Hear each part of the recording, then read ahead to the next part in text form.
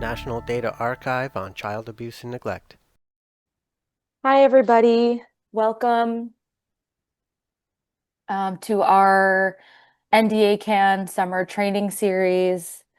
My name is Paige Logan Prater. I am the Graduate Research Associate here at NDACAN. NDACAN stands for the National Data Archive on Child Abuse and Neglect. We're housed across the universities and institutions listed below on the slide, and we're funded through the National Children's Bureau. Welcome to session 2 of our 5-session training series. We do this every summer, and we're happy to have you here this year. Next slide, please. The theme of our series this summer is the life cycle of an NDACAN research project. And as this slide shows, Alex last session walked us through developing a research question and exploring the data. Today, we're going to be talking a little bit more about data management, and the next 3 weeks are also listed here. Next slide, please. Just a few housekeeping items before we jump in. All of our sessions will be recorded and they are available on the NDACAN website. If you'd like to refer back to them, or if you aren't able to join us live, everything can be found there. And if this is your first time with us, we host 2 learning series every year, our monthly office hours that occurs during the academic year, and our summer training series that we're in right now. All of our information about events and offerings can be found on our website, which also includes recordings and transcripts from past series as well as current ones. If you have any questions about, the next item here is please submit questions to the Q&A box. On Zoom, if you hover over the bottom of your Zoom screen, you should see a Q&A icon. We will be using that to collect questions throughout the presentations. We encourage you to submit questions throughout the presentation as they come up, but we are going to save them for the end and we'll answer as many as we can. Because we want to capture these questions in our recording for posting it on our website, I will read the questions aloud, and then Alex or Noah will be answering them live. For some of the more technical, data request or access questions, Andres has been really helpful in responding to those directly in the Q&A box, so look out for that. But otherwise, we will get to as many questions as we can.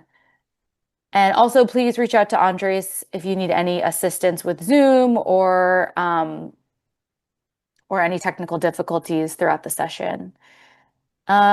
Really quickly before we jump in, I just want to do another plug for 2 paper awards that NDACAN is accepting nominations for right now through July 16th.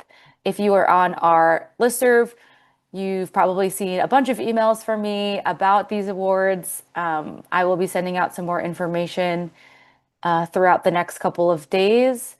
But they are all due on Wednesday, July 16th. And if you have any specific questions about them, please reach out to me or anyone at the archive. Okay, those are all of my announcements. Alex, feel free to take it away and get us into our next session on data management. Great, thanks, Paige.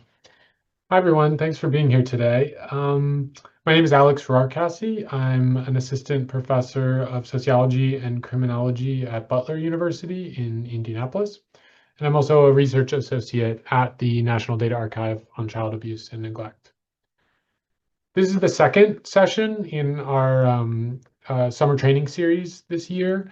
And I'm excited about the structure of the STS this year because it follows the life cycle of a research project. And what that means is that each session is going to build on the previous session. If you weren't here for the first session, don't worry. All the material today will still be accessible to you. And I'll be providing a brief recap about some of the major themes that we talked about last week that will segue into our topic for today. So like I said, I'll do a brief recap of the previous session on developing a research question.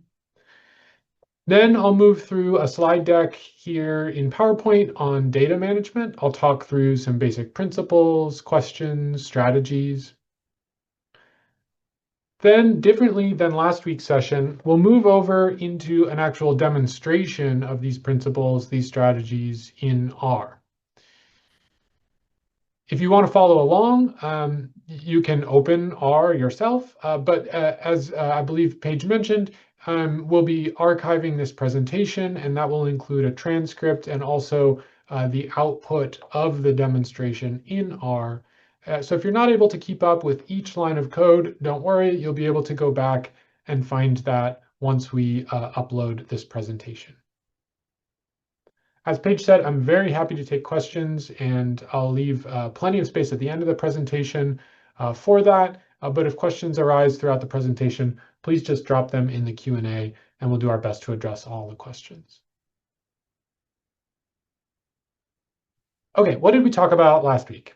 In broad strokes, we talked about a few different principles and best practices for developing a research question, and then honing that research question through an exploration of data documentation and, to a limited extent, the data itself. I encourage you to think about the clarity, focus, and answerability of your research question. This may seem obvious, but many research questions could be clearer, could be more focused, could be more answerable. So it's not so much of a yes or no, but can we improve along these dimensions? I also suggested that nesting questions at different levels of generality can be a helpful way to connect your research question at the lower levels to concrete issues of measurement and operationalization, and at the higher levels to broader theoretical concerns. So how might you specify your question, make it more specific, more concrete, to highlight its connection to actual data? How might you make your question broader or more abstract to help identify connections between your research question and larger theoretical concerns? Lastly, we talked about using different forms of data documentation, more specifically user guides and code books that NDACAN produces and distributes for each of its archived data sets.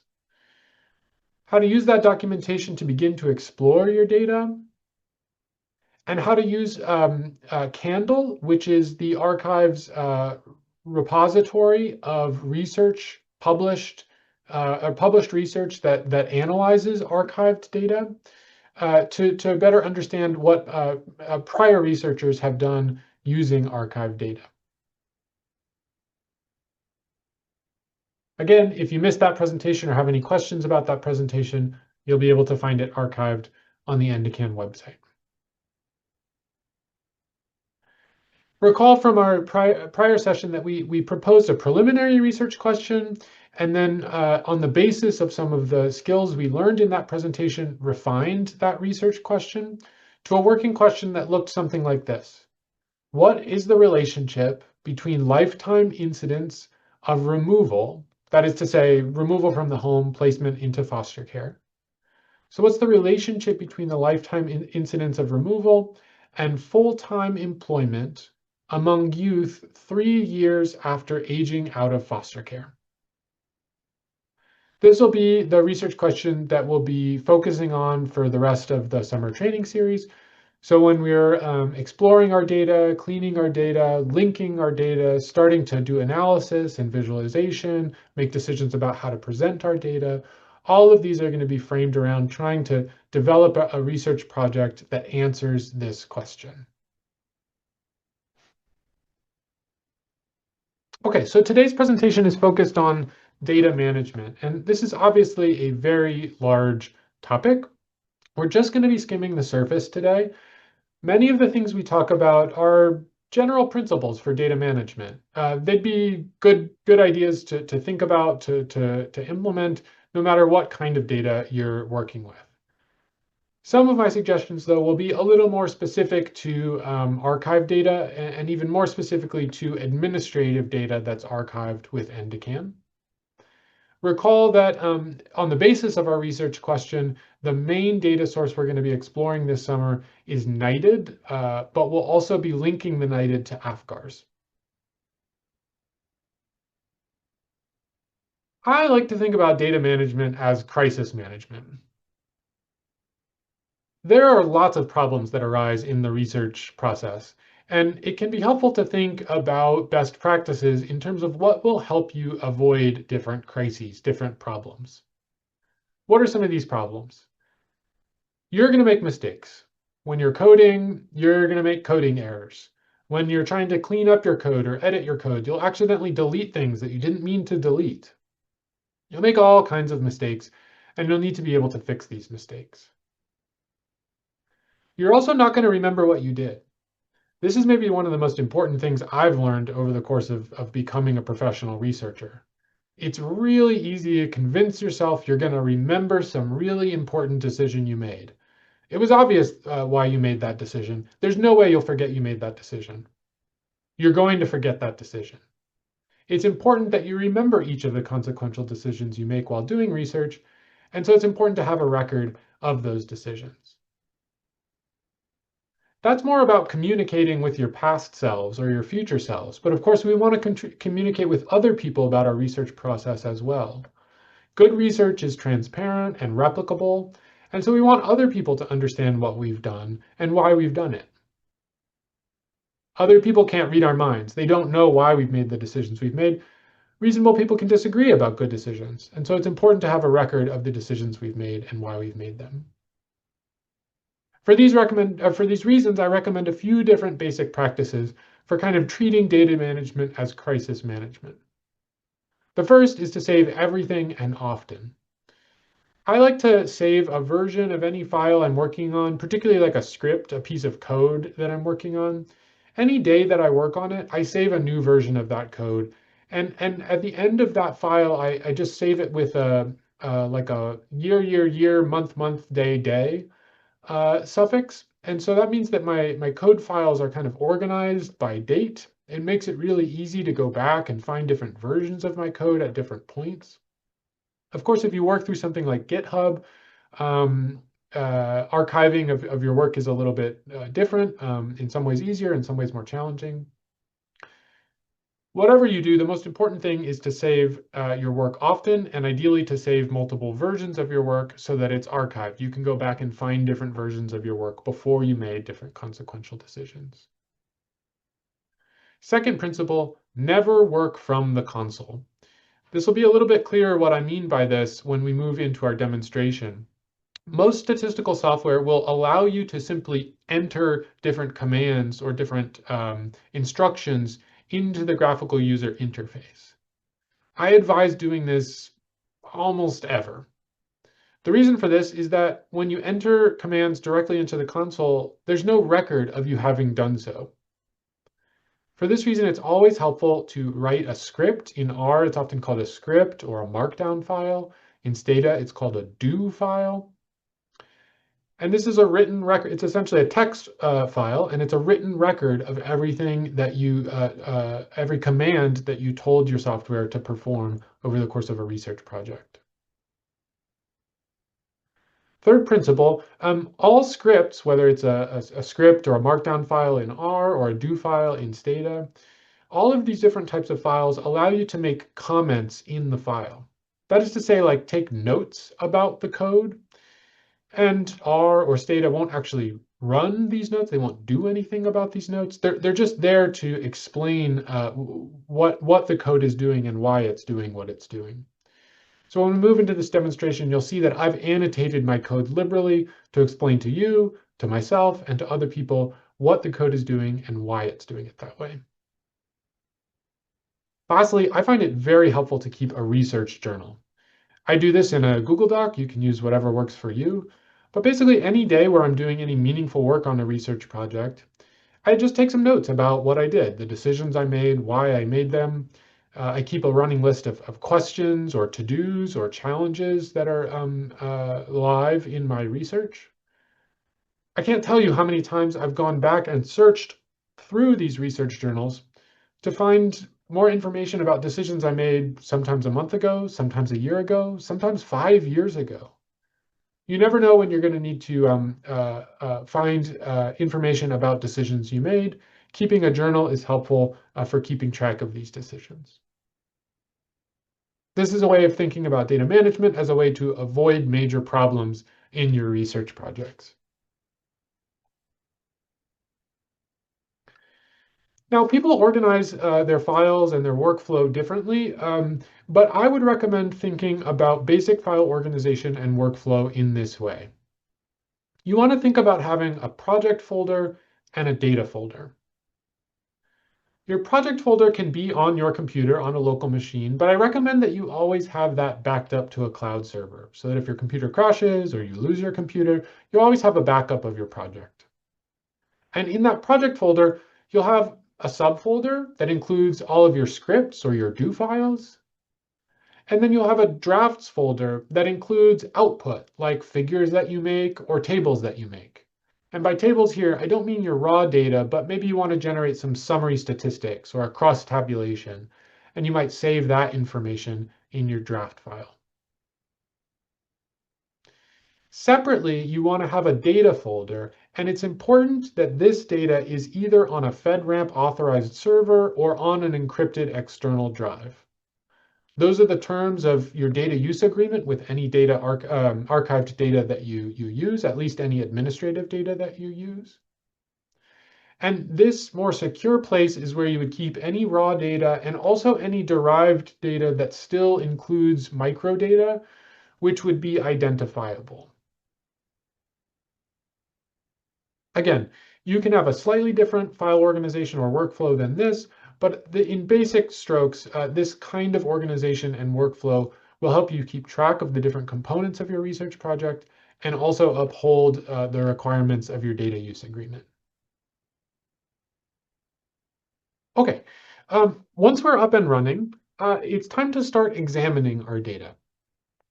One of the very first questions that's helpful to ask yourself is, what's the structure of your data? By which I mean, like, literally, how are the data organized? What are the rows? What are the columns? How many rows are there? How many columns are there? Most archived data sets are going to be too large to open in a program like Excel, where you would normally look at tabular data. And even programs like Stata or R that will allow you to open up a spreadsheet and actually look at your data, very often these data are going to be too large to simply open and scan. So you'll need to think about what viewpoint onto your data will help you most understand it. There's different ways we can do this, and I'll be illustrating some of them when we get to our demonstration. The next thing we might want to do is start generating some summaries of our data. So instead of looking at the raw data, how might we generate some summaries, summary statistics, different counts or cross tabulations of our data to help understand what's actually going on? Whenever talking about summarizing, we're talking about generating summary statistics like measures of central tendency or variance or simply counting up our data. And this can be helpful very often as like preliminary results. So you often see summary statistics reported as the first table in published research. But it can also be helpful for understanding the data, any errors or issues in the data, and it can be helpful for understanding study design. So for example, we'll be looking at NIDED today. NIDED is a longitudinal study that follows people over multiple points in time. We can use summarization techniques to ask questions, for example, about how much attrition is there in NIDED across different waves. So I'll be showing you how to generate a cross tabulation of different observations to try to track how many people fall out of the NIDED survey. This is one way we might summarize our data to understand the study design a little bit better and some issues or errors that arise in the data set.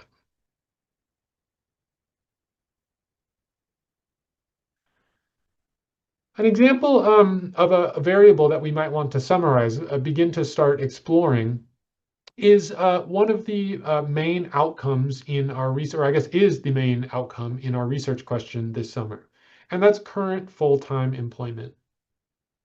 This screenshot is from the code book for NIDED, and you saw this image in the previous presentation. So in the codebook for each variable, you'll see the variable name, the variable label, a definition of the variable. You'll also see the kind of data that it is. Here it's an integer. You'll see the different values that the variable can have and the labels that attach to each of those values. How might we summarize a variable like this? Well, you'll see that the values of the variable are numbers. So we could think about this variable as like a continuous numerical variable. And then we could summarize our data using different measures of central tendency, like mean, median, or mode. We could think about calculating different measures of variance, like standard deviation. We could have also calculated minimum and maximum values of this variable. But truthfully, this doesn't make very much sense in the context of this variable because even though this variable has numerical values, this is not a continuous variable. Really what current FTE is a categorical variable that has been encoded with different number values. So we want to think about each of the possible values of this variable as being different categories that have been arbitrarily assigned different numbers. There's no meaning to the interval between 0 or 1, 1 and 2, 2 and 77 in this variable. They're simply encodings of different categories. And so a more helpful way to think about summarizing a categorical variable like this would be to tabulate the frequency of observations having different values of this variable. That's what you see in the second column here. How many observations in NIDED have the value 0 for current full-time employment? How many observations have the value 1 or 2 or 77? We can also think about the proportion of observations that have that value. So you'll see about 54% of observations in NIDED have the value 0 for the current FTE variable.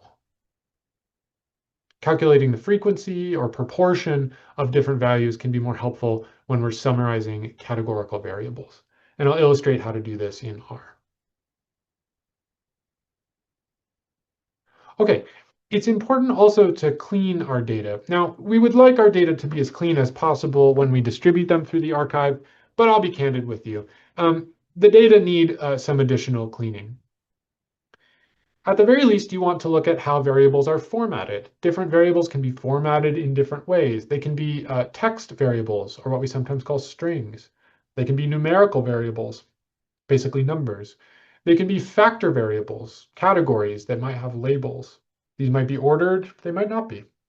There's different formats for variables that different statistical softwares will assign to different variables. Even more important is to understand how different values are coded. This is extremely important. Codes will not always correspond to the codebook. And so for any variable that you are analyzing, it's important to independently verify the values of the different variables that you might be using. Let me go back just a little bit to illustrate this problem. In the codebook description of current FTE, you'll see that there are 4 possible values: no, yes, declined, and blank. But when we actually tabulate the values, we see that there are actually 5 possible values of this variable. There are 434 observations for which there is no value for that variable. You see that as NA, that's how R codes missing values. And so the codebook doesn't actually reflect the way that missing values have been encoded in the distributed data file. So it's important that we independently verify all the different values that a variable can have. Particularly when it comes to missing data, you'll see that sometimes missing data are encoded in different ways depending on the missing data mechanism. So for example, sometimes the data are missing because the respondent chose not to state. Other times they're missing because a respondent didn't fill out that variable. Other times they might be missing because a respondent who responded to the survey in one wave didn't take this wave at all, didn't respond to any variables in this wave. So you need to ask yourself, do you care about the missing data mechanism? Do you care about the different reasons why data might be missing? If so, you might want to leave those missing data encoded in different ways. If not, you can treat them all as missing data and assign them the value of NA.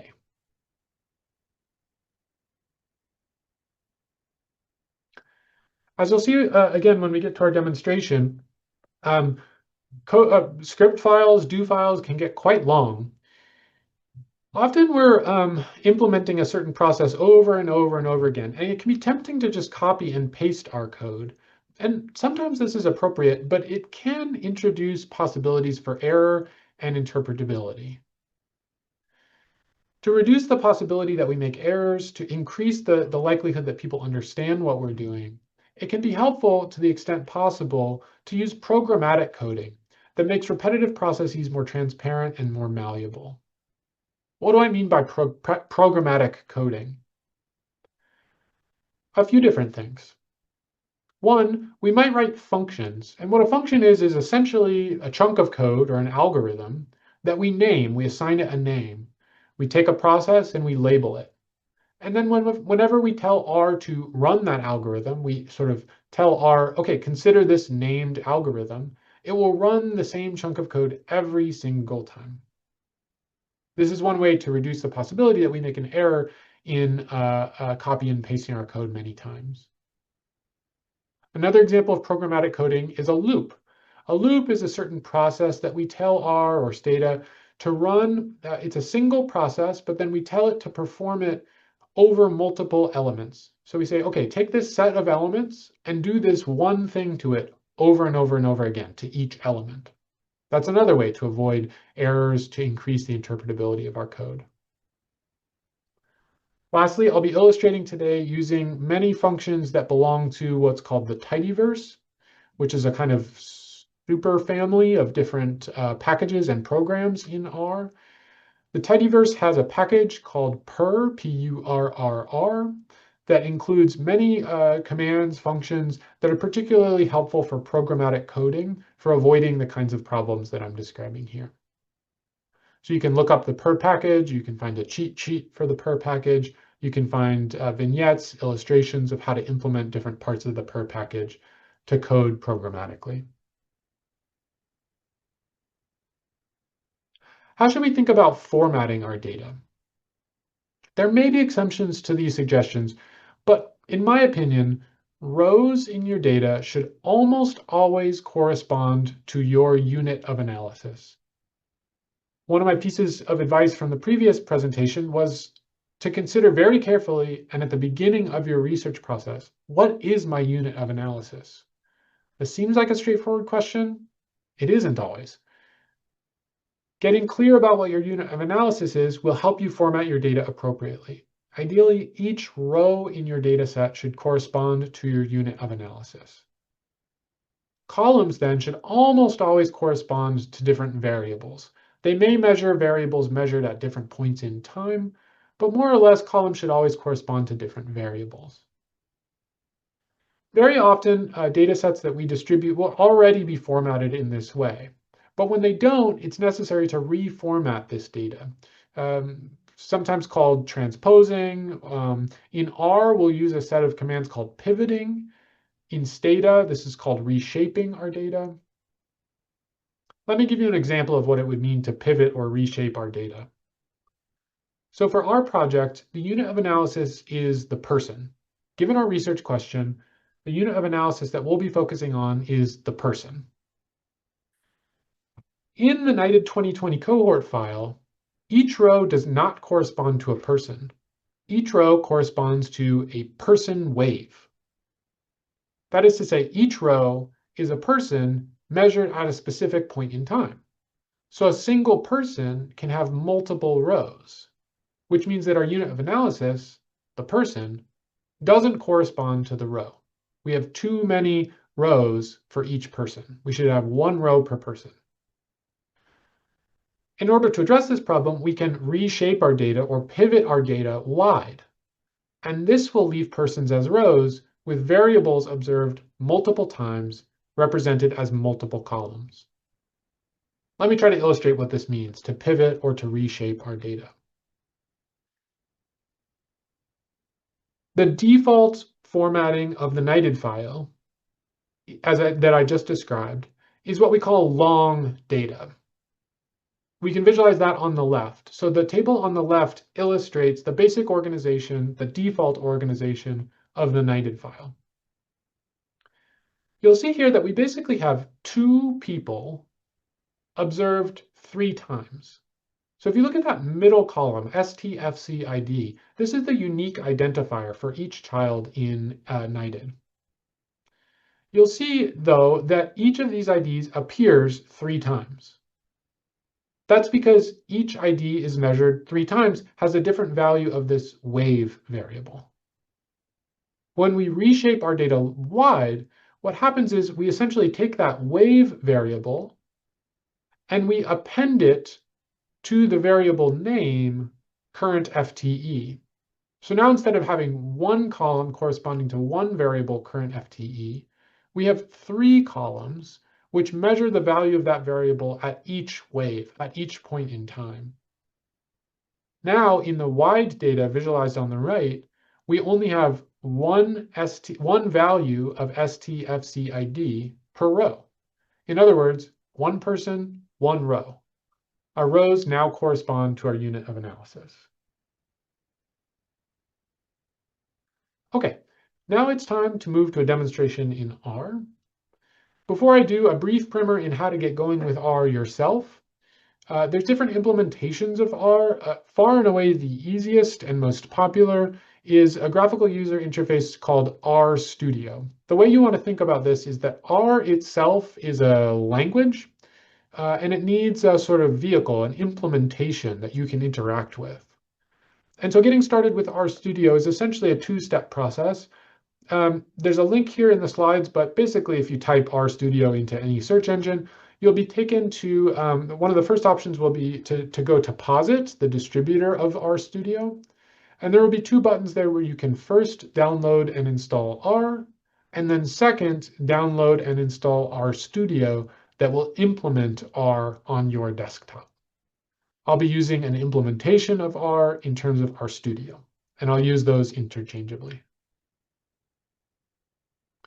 Okay, here we are. This is R Studio. Let me give you a brief introduction to the R Studio environment. In the upper left quadrant here, you'll see I have an R script running, and this is the name of the script. R scripts have the suffix .r. This is essentially a text file, and it includes, as I said, all the annotations for myself and for others, and then the actual code that I'm going to be running. Over on the right is what we call the environment. R is an object-based software, an object-based language. As I run code, I'll be creating objects, and the various objects in my environment will show up here. I'll be able to see them here in the environment. Lastly, down on the bottom left is the console. This is where we'll see all of the code that I run, all of the commands that I tell R to do, and also all of the output of those commands. You'll see that I'm able to leave comments or annotations in my code by prefixing them with the #. This tells R, don't do whatever's written here. This is just a note to myself. You'll see that very often at the beginning of my script, I leave some notes for myself and for others. I have a table of contents that outlines the different things that we'll be doing in the script. And then each section organizes a different process, a part of the analysis that we'll be doing. I may be moving a bit fast here, so don't stress out if you're not following every little step. My guess is that each of you is coming to this presentation with different levels of familiarity with R and programming in general. Just a reminder that you'll be able to go back and access the transcript of this presentation, which will include all of this code. As always, if you have any questions about programming or analyzing archive data in a programmatic environment, feel free to reach out to us for help. Okay, very first thing that's helpful to do is to clear the environment. There's nothing in our environment, so nothing to clear. Next, we're going to install our packages. We're going to be using 2 packages today, Data Table and the Tidyverse. Pacman is a helpful program for loading packages. This chunk of code just says if we haven't already installed Pacman, install Pacman, and then use Pacman to load the other packages. We've already installed Pacman, and now we'll use Pacman to load the Data Table and Tidyverse packages. These are essentially families of commands that we'll call on to analyze our data. Next, we'll define some file paths. Recall the organization of our projects, our workflow that we talked about in the slides. We'll create a project folder and a data folder. This is us just telling R, where is the project folder? Where is the data folder? And you see that they now show up in our environment as values. They're just essentially text strings that R is aware of. Now we'll tell R to set our working directory as the project file or the project folder. Lastly, it's always helpful to set a seed in case we're doing anything that involves a random process so that we can replicate that process. And now we'll read in our data. I want to clarify here. We'll be working with anonymized data. These are not real data. The data do not reflect real individuals. Please don't take any results or any description of patterns or trends here to be an analysis of real data. These data reflect the structure of actual NIDed and AFGAR's data, but I've anonymized them to avoid disclosure risk. Okay, we'll go ahead and read in our data. fread is a command belonging to the data table package, and it's a helpful way to read in large data files quickly. We'll paste in the data directory and then specify precisely what file we want to read in. And when we do this, we'll create a data object over here in the environment called NIDed, and we can see that it has 47,000 observations and 51 variables.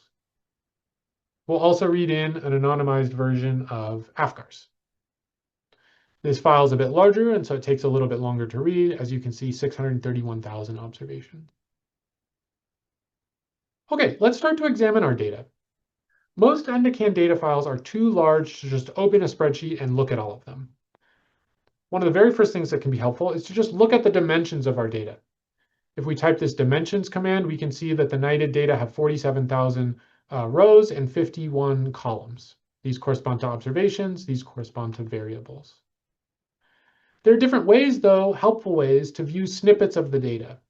One is to simply subset our data. So we can take this NIDed object, and if we use these brackets, we're essentially using like matrix notation almost to say, okay, take the first through fifth rows of this object and the first column of this object and output them to me. And here what we get is the first five rows of our data and just the first column of our data, which happens to be the wave variable. We can do the same thing, say, give us the first 5 rows, but instead give us the 1st through 8th and 20th through 22nd columns. And here we would get essentially the same first 5 rows, but then the specific variables that we've asked R to report back to us. Note that some variable names, for example, state, don't actually match what's listed in the codebook. So this variable state in the codebook is listed as stfips. This is another discrepancy between the actual data files and the codebook, something it's important to verify for yourself.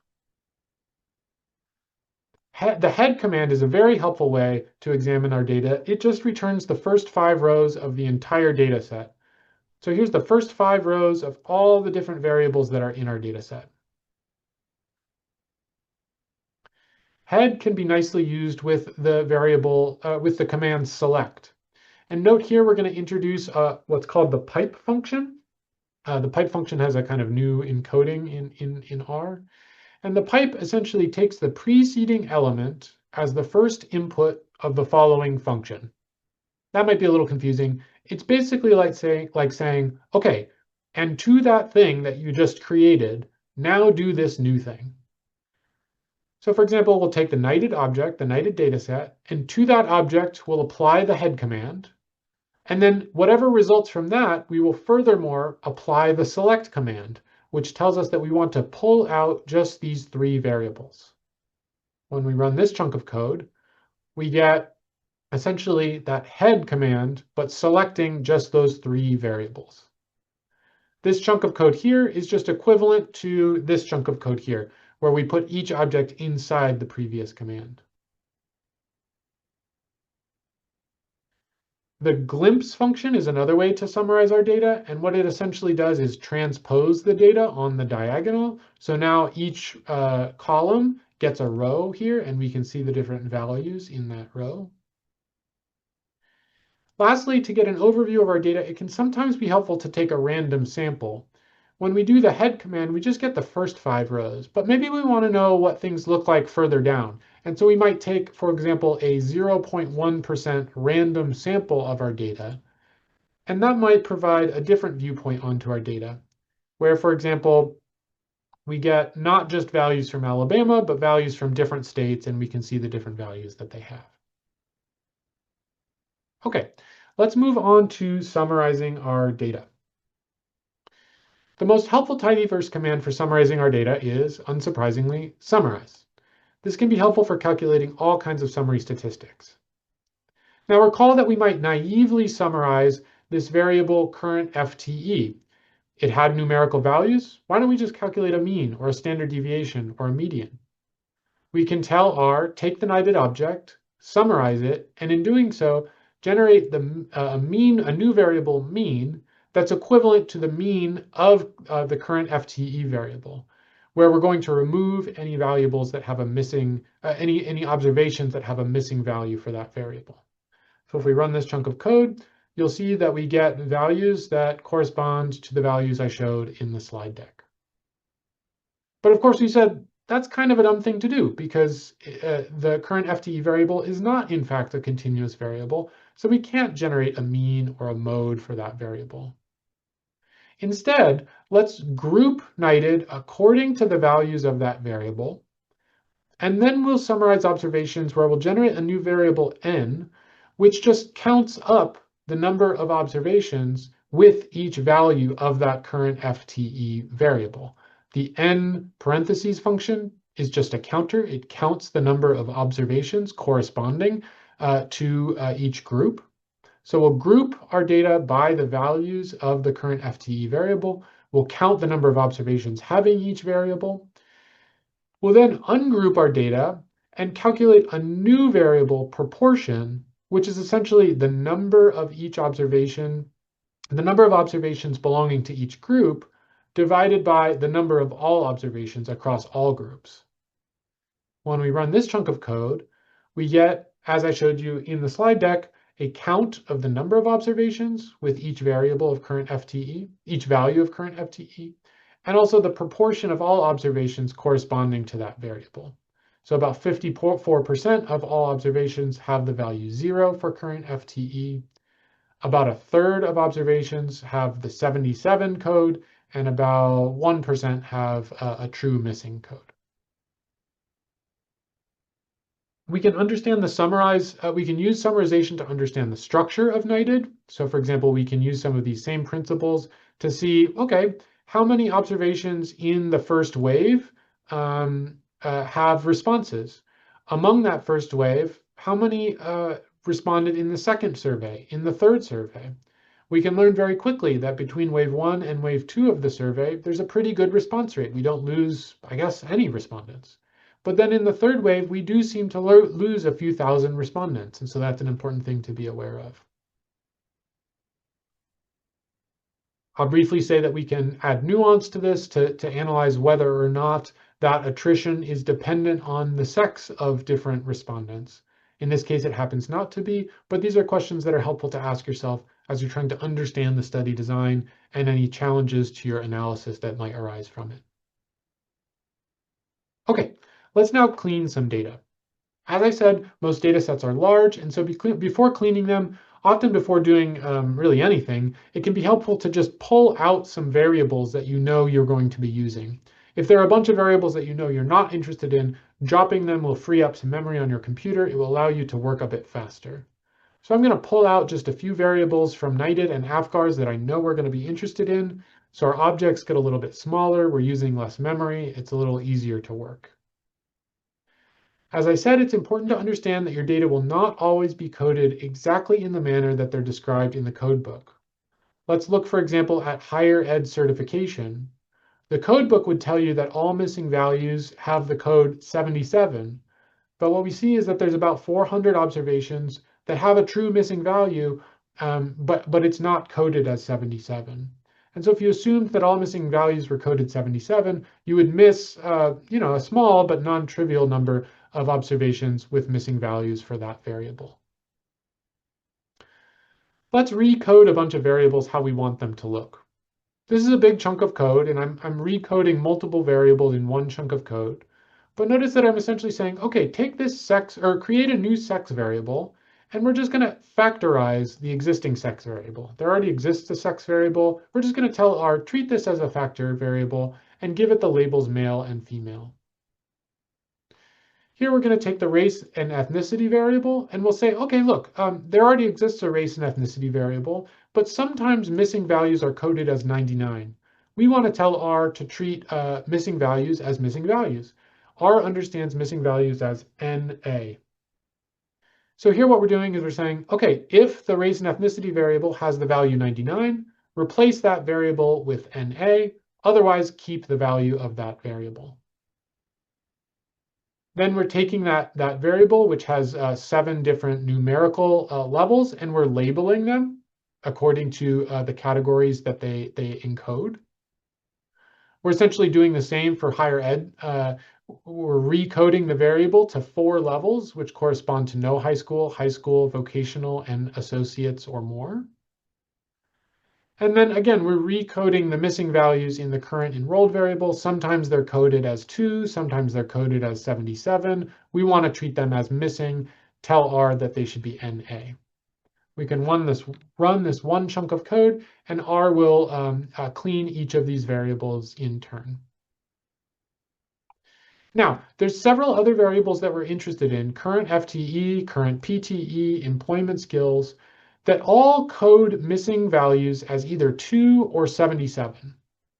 Now, we could write a chunk of code that copies and pastes this if-else command over and over and over again, where we swap out the different variable names. But as I said, this copying and pasting introduces opportunities for error and decreases the interpretability of our code.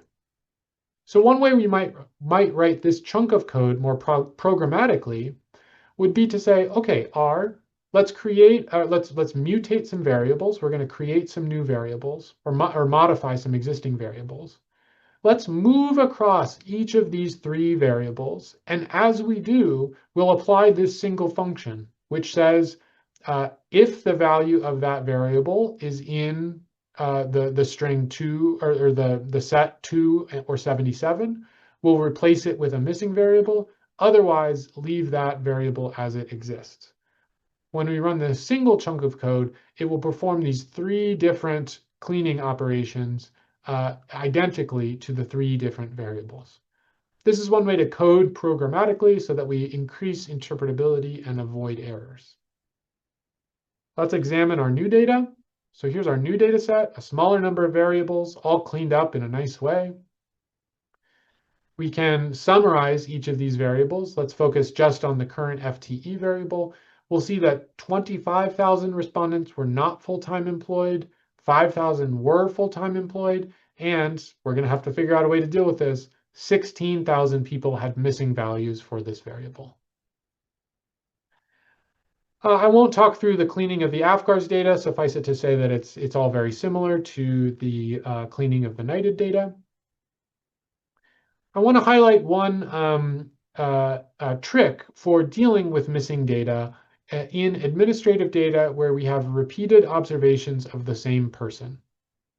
Let's say we observe one person multiple times, as we do in the NIDED.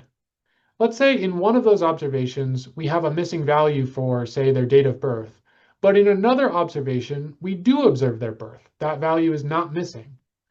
On the assumption that someone's date of birth does not change, we can actually fill in one observation at a specific point in time with the observation from the same person at a different point in time, assuming that that value doesn't actually change.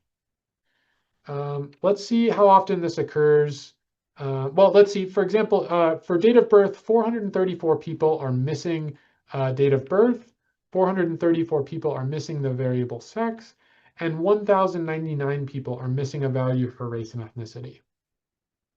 Let's try to fill in some of these observations based on the information we observe from the same person observed at a different point in time where that information is not missing. We'll arrange our data in a certain way. We'll order them so that they move in terms of state and then individual ID and then wave. And then what we'll do is we'll tell R, okay, first group by individuals. So create a group that corresponds to each individual. And then for each of these variables, we're going to fill in the values of those variables whenever they're missing. And we'll do that first by moving down and then by moving up. So we'll go ahead and run this code.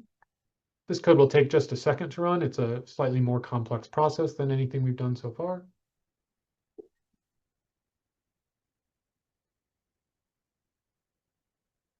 And once we do this, we'll re-examine how many missing values we have for each of these variables. And we'll see that we've actually been able to reduce some of these missing data. Now, actually, we have no missing data for date of birth. We were able to fill in every value of date of birth. Same is true for sex. No more missing data about sex. We still have 274 missing values of race and ethnicity, but we were able to reduce the number of the amount of missing data by about 2/3. That's a pretty cool trick. Of course, the true values of these variables may change, and so this chunk of code will tell you exactly how many observations for which an individual actually changes their response to the race and ethnicity question across different waves in NIDed. So we might assume that someone's date of birth doesn't actually change and we can fill those things in.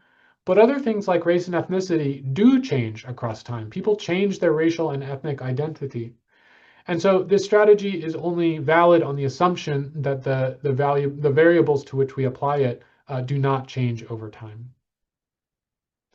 Let's go ahead and save a version of our data now. We'll call it long data. As you recall, the default organization of the NIDed data are long. But recall that we're interested in outcomes observed in NIDed 3 years after aging out of foster care, so at age 21.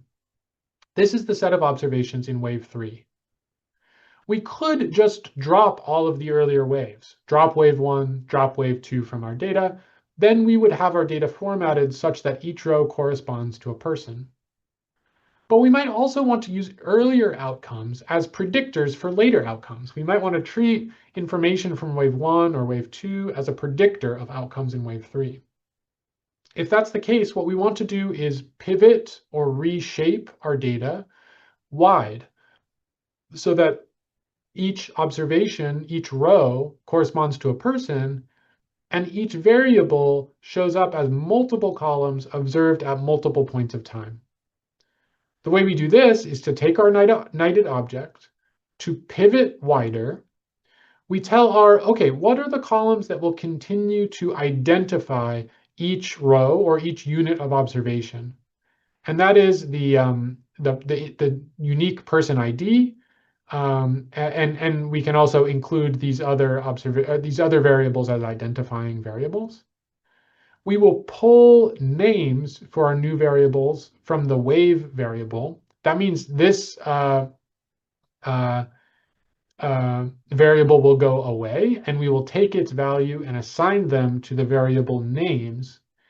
We will then take our values from all of the other variables that we want to keep in our analysis. So let's go ahead and run this code. And let's look at the structure of our new data, comparing it to the structure of our old data. Here's our new wide data. And you can see that we have observations of this STFCID variable. Each of these is now a unique value of that ID variable. One person, one row. For all the other variables that we're interested in, though, we now have 3 versions of each variable observed in the first wave, second wave, third wave.